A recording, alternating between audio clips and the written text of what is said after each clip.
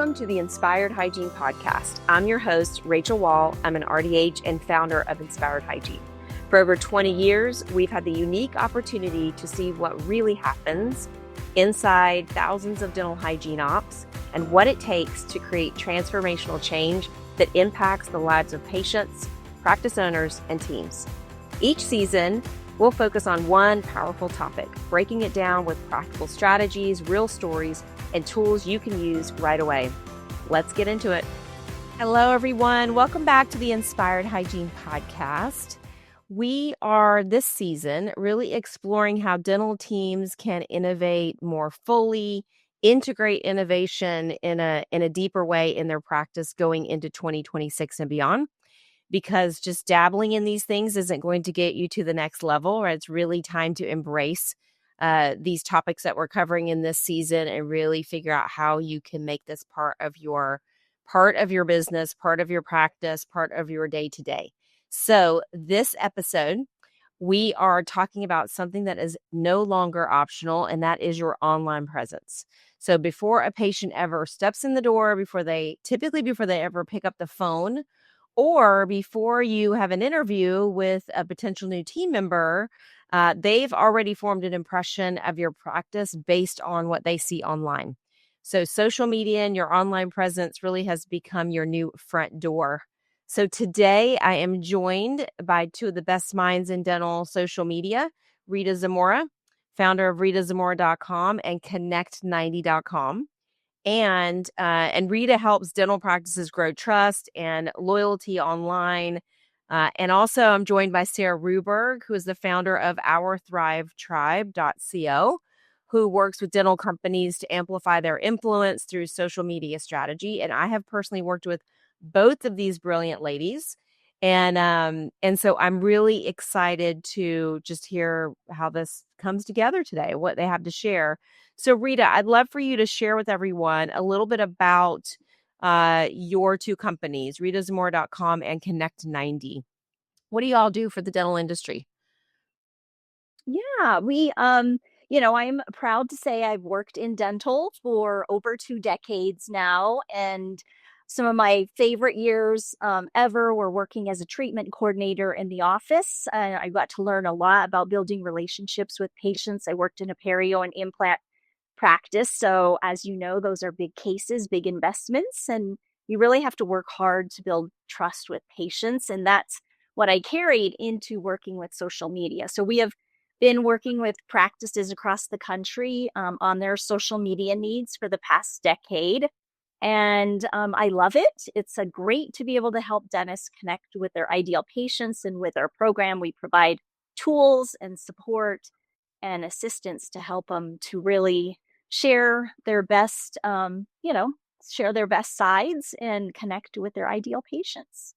Tell us a little bit specifically about what Connect90 offers. We have a set of tools, a content calendar, scheduling tool, and we provide curated content suggestions for the dental team. So, working in social media for the past decade with dental practices, you'll learn a few things and you get to know not only what resonates with patients, but what is going to help the practice from a practice building standpoint. So, we're just not looking to go viral one time, right? We want to make sure that we're sharing content that's going to help the practice attract patients that the dentist wants to be doing more of. Most times today, dentists say they want to do more dental implants and clear aligners. So we make sure that we're focusing on content that's going to help them with those patterns and consistency, because that's what matters for patients. And also today, most importantly, with AI. And so with the tools that we have in place, the content suggestions, the work that the practice has to do is basically provide their photos and video snippets. We can't get away from that. We don't use stock photography. We don't recommend it. And we make it easy for teams in as little as 60 to 90 minutes a month. The team member can work with us and have a personalized strategy for the whole month.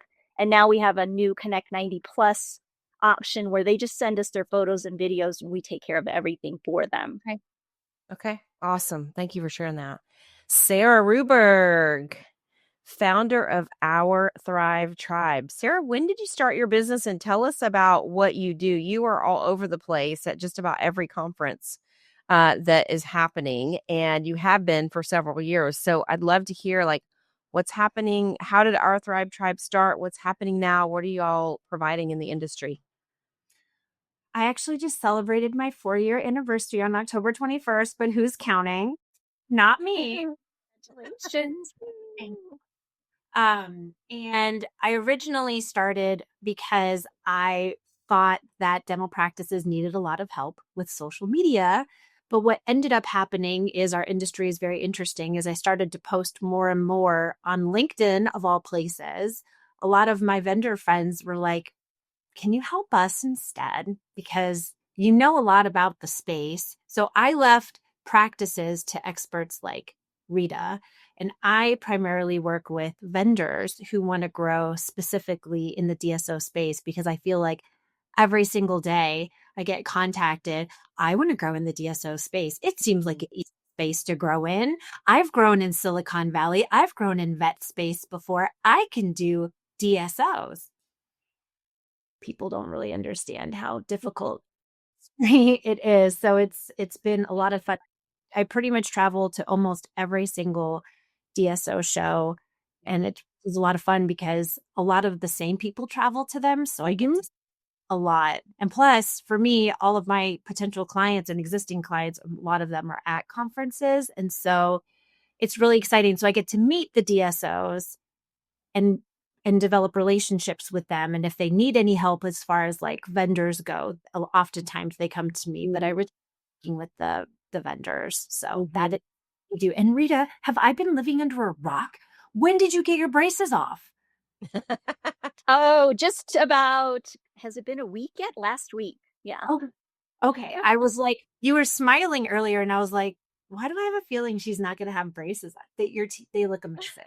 They do look amazing. Thank you. The wonders of modern orthodontics and modern dentistry is amazing.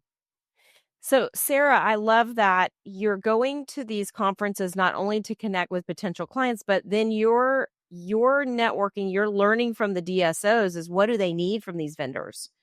And then you and your team are helping to customize the content to really speak to those things. So I love that. I love that. And all of this really, I think, I mean, you two have so many things in common, but one thing that you have in common is um, your, I'm going to call it a passion, your passion for helping these dental businesses get their message across in a very custom way that really communicates who they are to attract their ideal customer. And that's really the whole goal, right, of social media is to connect in a way that is very custom and personal and really pulls that ideal customer in. And that is why so many teams and dental businesses, it's really time like, okay, let's dig into this. Let's really utilize this tool to the best of our ability. So that's what we're going to talk about today.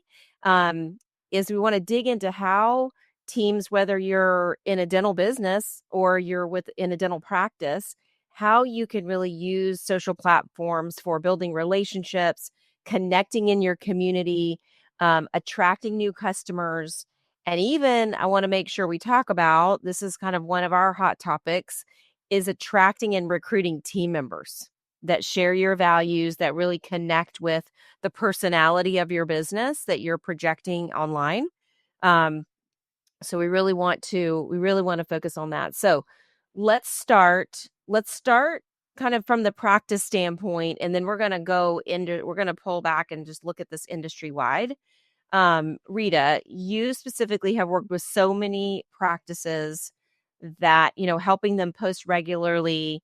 And for some reason, practices still, maybe when they come to you, they've been doing this, right? They've been posting, they've been doing their best with social media, but they're just not seeing any traction. They're like, why are we just doing this because we feel like we have to, but we're really not getting anything out of it for the business. What's the difference between a practice that's just checking the social media box and one that's really using it to strategically build relevance in their community, trust, referrals? What's the difference in those two ways of using social media? Mhm. I think the biggest issue is spontaneity versus intentionality. So we have a lot of teams that have good intentions and they've seen lighthearted or fun examples or skits or things, and they're spontaneously creating content whenever they have time or when they get an idea and get have some inspiration. And that's all well and good. However, without having a plan in place, you can never really be strategic.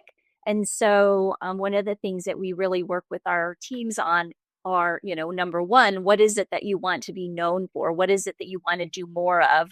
Because a lot of younger team members, especially, are like, we just want to go viral. We know if we have this one video that does really well, it's going to help us with everything. And I'm like, no, it's really not, because it can be helpful in getting you attention one time, but the difference between one viral video for an influencer or someone who is, always posting funny memes or videos or skits, and a dental practice is that the dental practice at the end of the day wants their social media to help them to be more profitable, to attract more of those patients for the treatments that they want to be doing more of. So we can still have fun, but before we start working with a practice, we always talk to them about what is it that you want to be known for? What do you want to be doing more of? A lot of times they'll tell me clear aligners or dental implants. Those are usually the top two. And we'll look at their social media and they have zero mention of that on their content. So Yeah. Yeah. Sarah, what are your thoughts on that? What really sets businesses apart that are I'm going to say dabbling in social media, or they're doing some posting but they're not seeing traction, those that are really seeing results? I think consistency is also really important too. I'm not a huge algorithm person. I probably should be, but I do know that consistency is key. And I totally agree with Rita. I don't think people realize that when you're posting on social media, this is your brand. What do people say about you when you're so as far as from a personal brand standpoint, what do people say about you when you're not in the room? But also, what do people expect from you when you are in the room? So if you want to do more clear aligner cases, yes, definitely talk about that. You and everyone else wants to do clear Yeah. aligner cases. So you better, set yourself apart from them. Dental implants, like get in line. So I also think people, and Rita, I'm sure you run into this when you ask people, well, what is it that sets you apart from the practice 5 doors down that does the same thing? Oh, well, we offer advanced technology, or we better, or we care about our patients. Well, my goodness, I hope so. I hope you Mhm. care about them. I don't think people realize how much their team makes the difference. Like nobody else has a Rita Zamora on their team. So, I think it's important to look at your team as a whole, but I am totally jumping the gun, but I have like something so interesting, Rita, that I want you to use for when you work with practices. I just went to Leadership Summit. Is it okay if I talk about how this helps with hiring? Is that yeah, okay? Yeah. Yeah, Okay. let's get there. love it. So I went to Leadership Summit. I don't know if you guys follow Dr. Brad Hughes on LinkedIn. I mean, he uses Instagram, TikTok, he's everywhere. And he's taken a really interesting approach. He posts all the time. He's encouraged his marketing person to post all the time, his M&A guy, his HR. Like they have a lot of people on their team that are posting consistently educational content. And when we went to he accepted the one of the emerging DSOs to watch in 2025 award, and then they did a panel afterwards and they were talking about hiring, and every single DSO went down the line and they were like, we're struggling, and Brad at the end, he's like, I have people who reach out to me because they see me on social media, and they hygienists, associates, he said, Yeah. I filled a couple of my toughest positions because they reached out to me. So if people are not doing this, and yes, it helps with patients, but please realize that this also helps with hiring and even retention too. I feel like Yeah. if you spend a lot of time on like not promoting your team, but giving your team the opportunity to let their personality show through. I mean, I wouldn't want to work at a place like that too. So I thought that was really interesting, and I couldn't wait to say that. So he was so funny at the end of it. He was just like, not me. People reach out to me. He's so Brad. Such a I love that. And we've been preaching that. In fact, at ADOM, I had a client that had gone through one of our online programs come up to me and she's like, Rachel, you're never going to believe this. She said, I never thought about putting our job post on Facebook. And as you guys told me to do it. And as soon as I did, we got a candidate and we hired her. And it honestly, we've heard people say, oh yeah, a patient had a niece that was moving to our town and the patient saw that we were hiring on social media and now we're hiring her niece. So it works. I think a lot of practices are nervous. And maybe Rita, you can speak to this. I think a lot of them are nervous that their patients are going to see, a job post and think like something's wrong in the practice. And I think they're really kind of overthinking it. But what's your experience been around that and teams being able to recruit other team members utilizing social media? Yeah, I think, you can, of course, be open about it that you're specifically hiring for a position. I don't think there's any shame in that. I think you should always be hiring. So I think you Yes. can always say that you're always looking for talent, to join your team. And, I think that also maybe are not that open that you're hiring, but people, like Sarah said, they'll see your account and just be drawn to your personality and that energy and whatever it is that you have to offer. They can see the inside of your office and see your team and picture themselves as a part of that practice.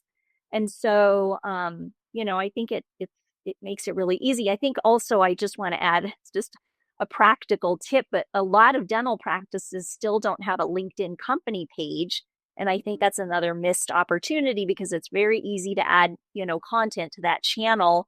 And it's just another place where you can spread some breadcrumbs. So if you are hiring or you always want to be hiring, make sure that you have a LinkedIn company page because it's just one more place that your practice can get discovered.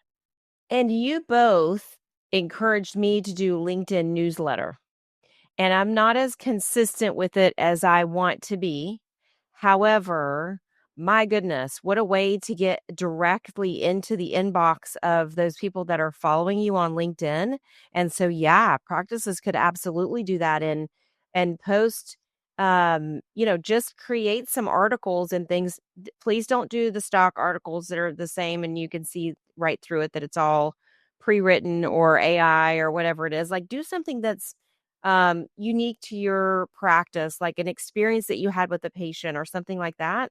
That's a great way to build, just that following on LinkedIn. So you reminded me of something, and now, of course, it has left my brain. So I'll say this, I'm going to come back to it. But it was about hiring and people being attracted. Oh, I know what it was. Okay. So first of all, you said something, about Rita, when you do kind of an assessment when you bring in a practice and they say they want to do more implants and clear aligners, but there's zero post on their social media about that.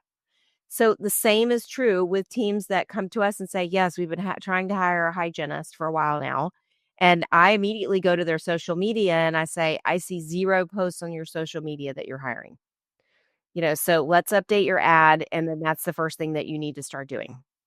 And then looking in your community where there are those team members that you're looking for are in groups within your local community. So like if one of your team members in there, have them share the job post. If you're in that group, you share the job post.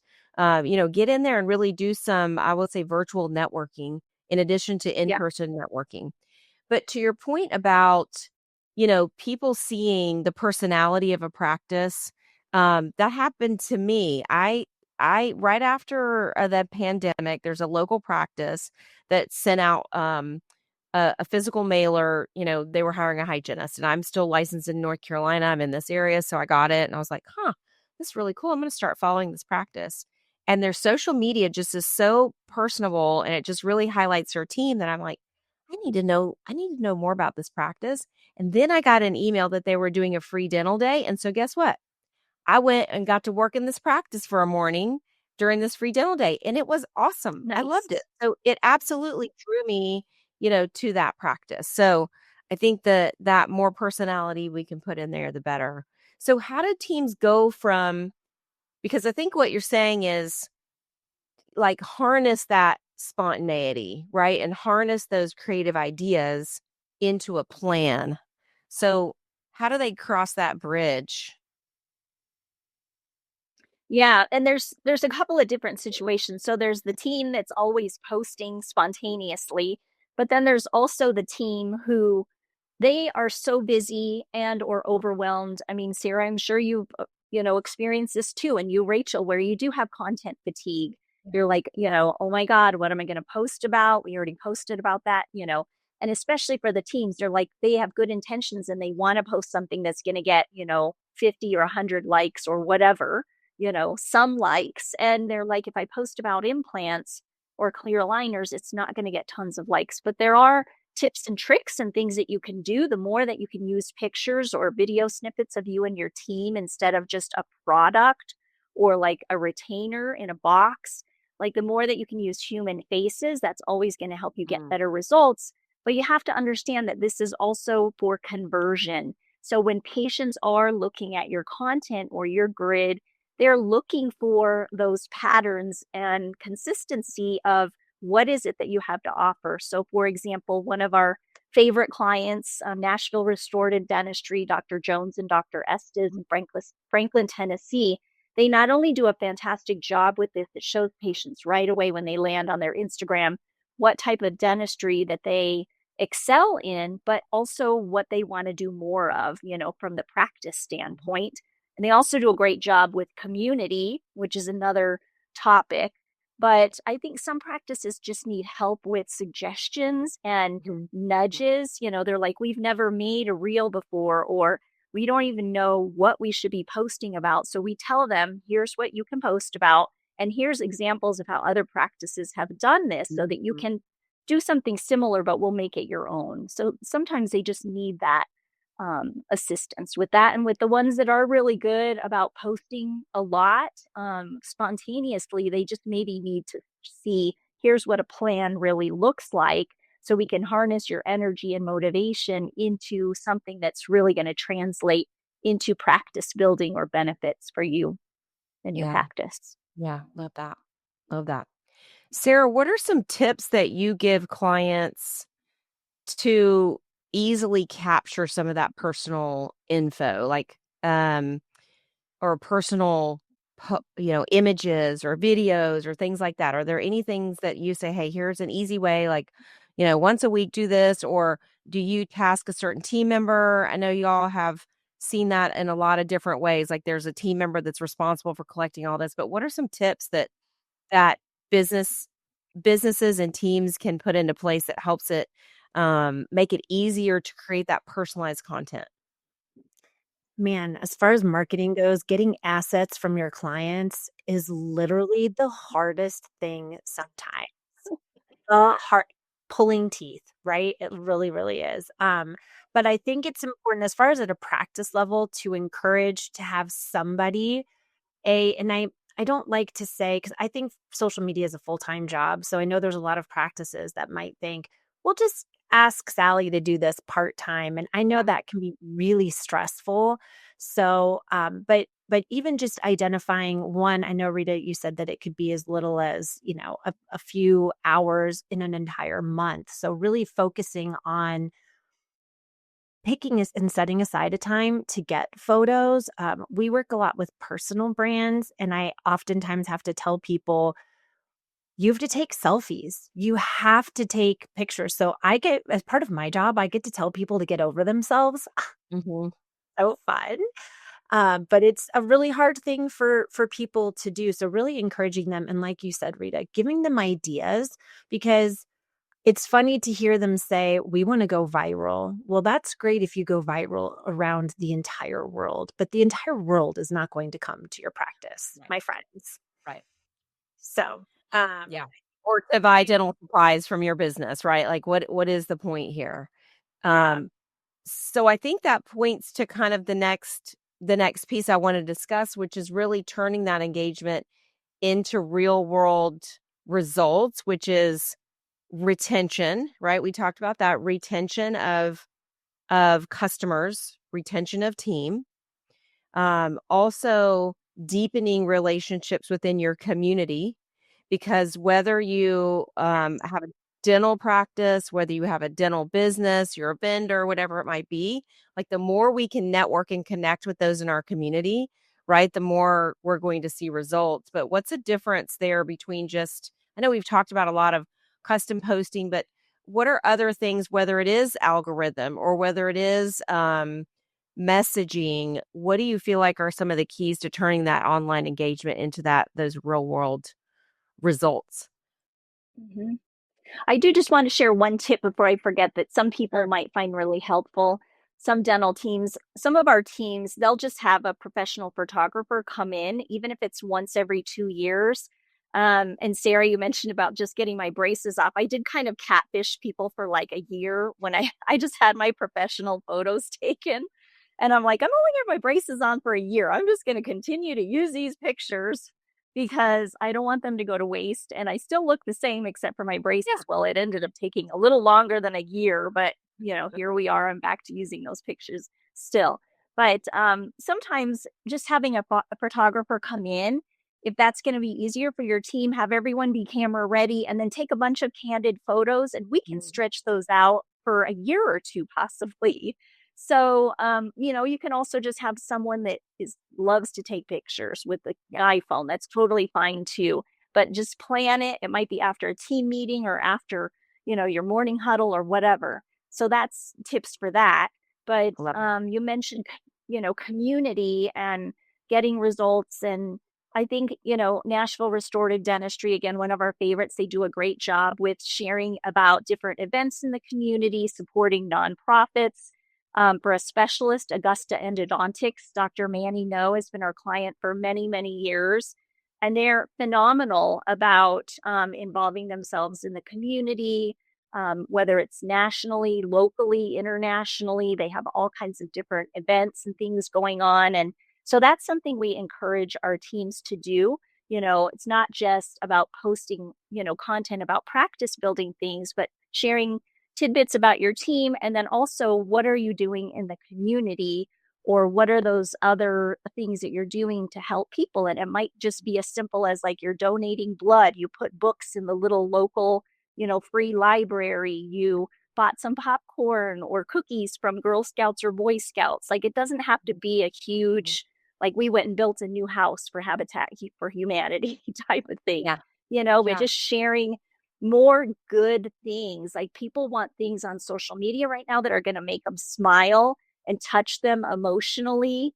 You donate to a local shelter, like, dog or cat pet shelter. Like, there's so many things that you can do. And I think that that's really important too. And that also helps you with sharing your culture in a different way. Mm-hmm. How does that translate, Sarah, into kind of the industry wide or the DSO world or the vendor world? How are you seeing that play out as well from that community connection standpoint? After COVID, so many people used social media to do that because we couldn't go to conferences, we couldn't see each other in person. And so a strategy that really has made a huge difference for us is engagement.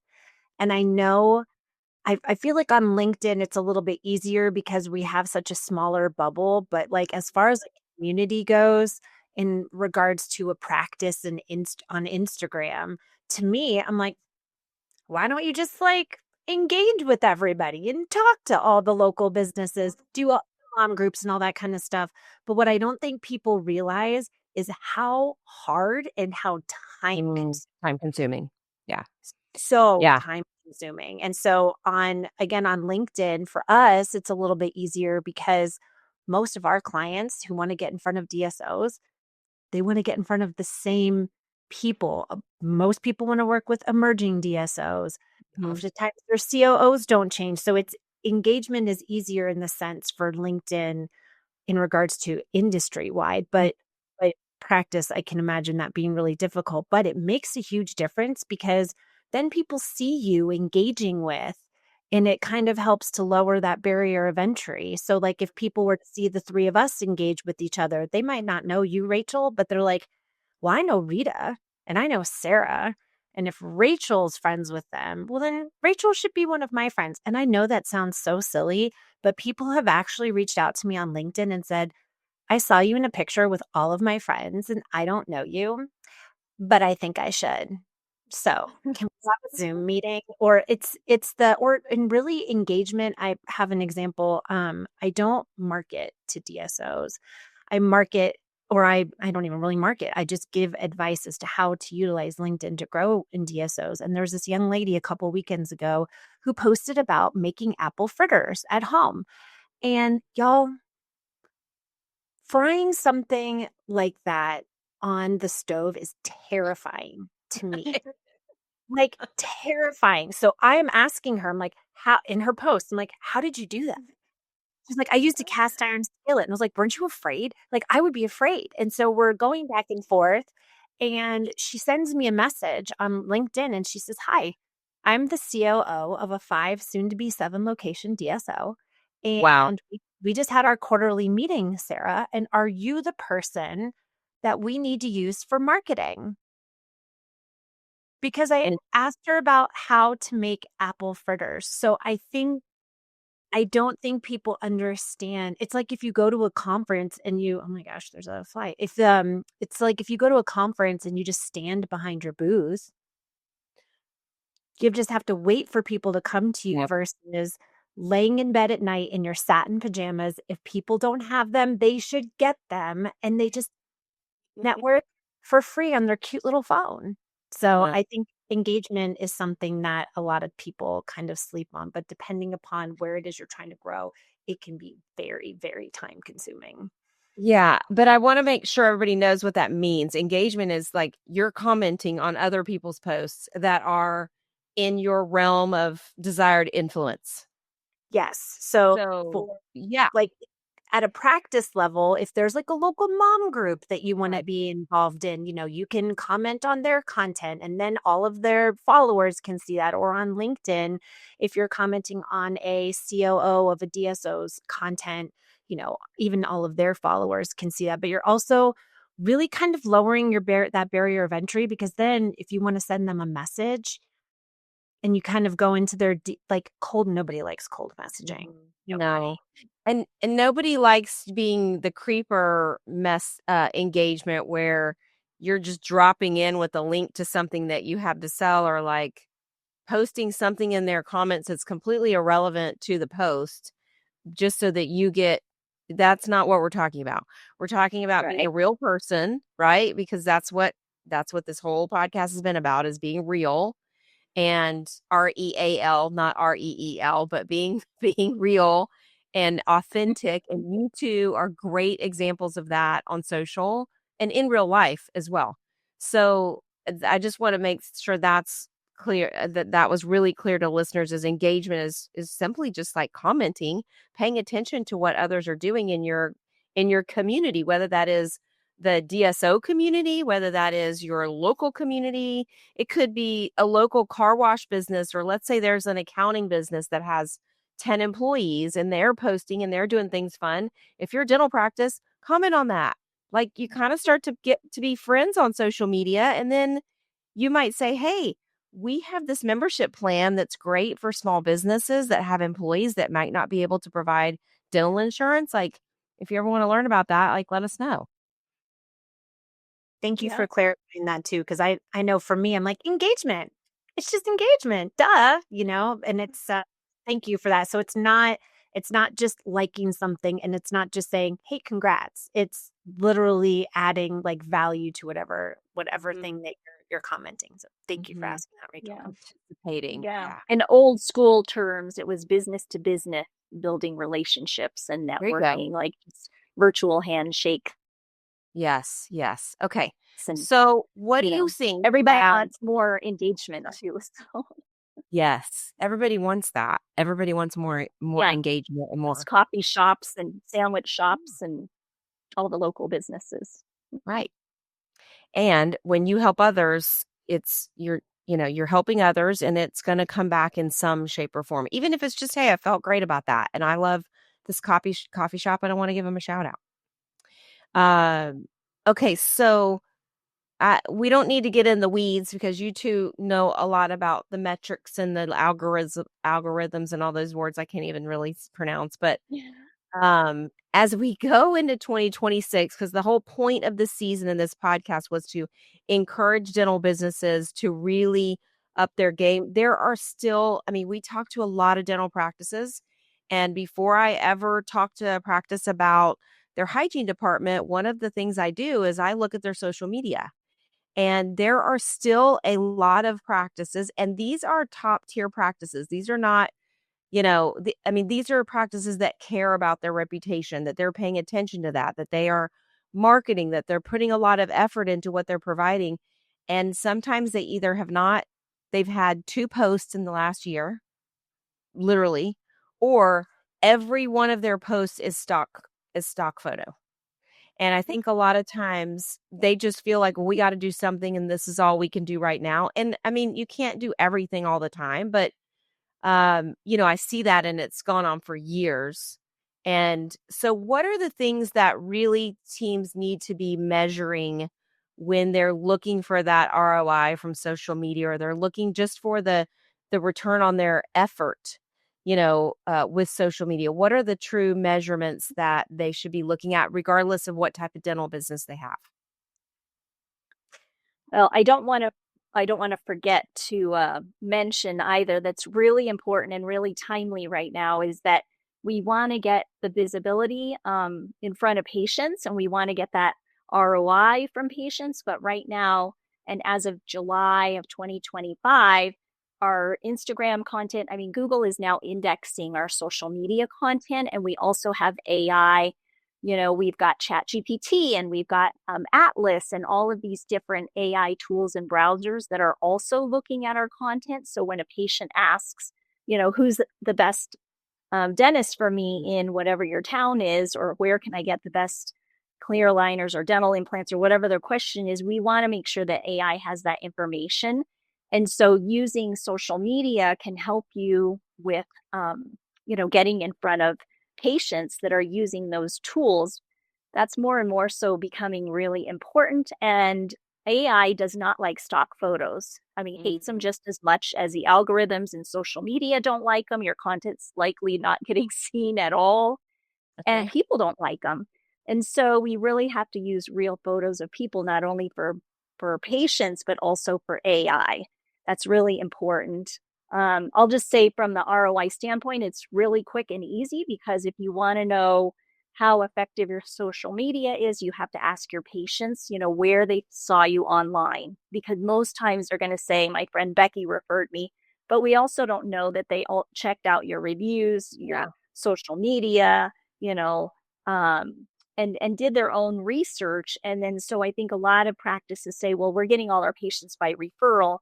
But if you don't have that evidence that patients need to research, your reviews, of course, your social media, real pictures or videos of you and your team, you're not going to be able to get that conversion. So I think at the end of the day, it's just looking at your patient numbers and asking your patients, have you seen us on Instagram, YouTube Shorts, Google Business Profile, whatever, in addition to asking who referred the patient. Okay. Good tip. If they really want to know exactly where patients are booking from, then they should be using online scheduling as well, because then you have a link on those different channels that will provide a report and say these patients came from Instagram or Google Business or whatever. So Got it. Awesome. Rita's too nice. I'm going to be a little bit more aggressive with this response, especially because there's vanity numbers, right? Like, how many new followers do we have, and those kinds of things, which can be important. But I just want people to know, if you are going to use marketing, right? And I feel like a lot of people are like, we need digital marketing. We need paid ads. We need all of these things. Where do you think people go to once they see your paid ad? They probably go to your social media, right? And if you don't have a presence, or if you have a really confusing presence, I'm not going there. So you're spending this money. So a doctor asked me once, I'm not a doctor, I'm sorry. It was a CEO of a 100+ location DSO. And he said, Sarah, how do I know that this is working? Are there numbers or is it a feeling? And I was like, wow, that was a really great question because it can be a large portion of a feeling. And that's not a skirting around answers or numbers. You have to have an online presence because advanced technology does not matter anymore. Caring about the patients, of course, matters, but that's not what sets you apart. What literally sets you apart is your brand. So if you are not showing people your brand, no one, Yeah. well, I don't want to say no one, but you're not going to be as successful as you possibly could be. So the number that we track for our clients specifically on LinkedIn are new followers, because the more people you're getting in front of, the better. And so we help to grow our network. But as far as like for practices, when they're like, what's our ROI? You have to do it. Yeah, it's multiple levels, just like you were saying. You have to do it. It's multiple levels of engagement and visibility. And here's the thing too is, there are a lot of independent practices that are changing their relationship with their insurance providers.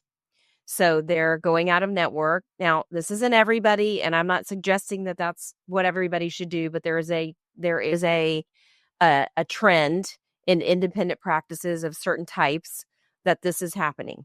And so we're coaching them and there are a lot of great coaches out there that are helping them prepare for this transition and having communication. This is another form of communication that is going to help you stand apart.